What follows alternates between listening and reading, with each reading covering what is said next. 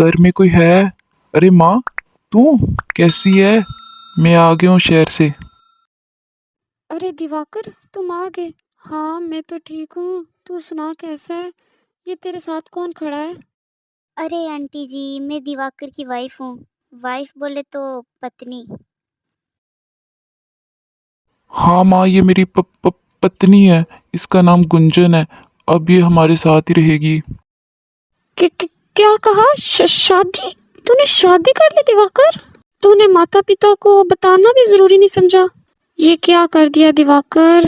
अरे माँ, मेरी क्लास बाद में ले लेना। अभी बहुत दूर से आया हूँ, खाना दो, बहुत भूख लगी है। ये कहकर दिवाकर की माँ वहाँ से चली जाती है गुस्से में। वही, अरे दिवाकर भैया, आप आ गए और आने से पहले मुझे बताया ही नहीं। ऐसा ना हो कि शिवानी चीज मंगवा ले। अरे नहीं मेरी प्यारी बहन, तुझे तो मैं ज़रूर बताता, लेकिन क्या करूँ, आने की तैयारी ही इतनी अचानक बनी कि बता ही नहीं सका तुझे। अच्छा छोड़े, भाभी से तो मिलाएं पहले मुझे। शिवानी, तूने कैसे पहचान लिया कि मैं तुम्हारी भाभी हूँ? ये कहकर शिवानी और गुंजन बातें करना शुरू हो जाती हैं।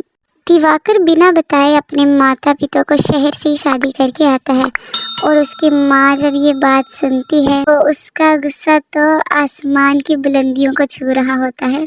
वो बेचारी तो शिवानी पे भी गुस्सा करना शुरू हो जाती है। इसमें शिवानी की क्या गलती थी भाई? शिवानी माँ को बोलती है, माँ अब छोड़ो ना, जो होना था वो हो गया। जिस पर उसकी माँ बोलती है, हाँ हाँ जो मर्जी करो, जाओ, तुम भी जो करना है कर लो, तेरे भाई ने तो कर लिया। भाई आज तो बड़ी गुस्से में है उसकी माँ। और दूसरी तरफ गुंजन को आए अभी 2 दिन नहीं हुए थे कि दिवाकर को बोलती है वो, अरे दिवाकर, आपकी बहन इतनी बड़ी है और आपने अभी तक शादी नहीं की इसकी। अरे नहीं, शिवानी तो अभी बहुत छोटी है। उसकी तो ये उम्र नहीं है अभी शादी की। अरे दिवाकर, यही ठीक उम्र होती है लड़कियों की शादी की। आप माँ जी से बात तो करें। अच्छा गुंजन, अगर तू कहती है तो माँ जी से बात कर लूँगा मैं सुबह। माँ, मुझे आपसे ज़रूरी बात करनी थी एक। हाँ दिवाकर, बोल, क्या बात करनी है तुझे मुझसे जरूरी? माँ, वो मैं सोच रहा था शिवानी की उम्र हो गई है, क्यों ना उसकी शादी करवा दूँ कोई अच्छा सा रिश्ता देख के। अरे दिवाकर, तेरी पत्नी क्या आ गई? तूने तो बहन को घर से भगाने की तैयारी ही शुरू कर दिया। उस पे बहुत ज्यादा गुस्सा करती है। दिवाकर तो चुपचाप वहां से चला जाता है। ओहो, मेरी थोड़ी सी मदद तो करवा दे घर के काम में। हे सासू माँ, आपको नजर नहीं आ रहा? मैं टीवी देख रही हूँ। आप शिवानी को बोलें, वो कर देगी मेरे हिस्से का काम।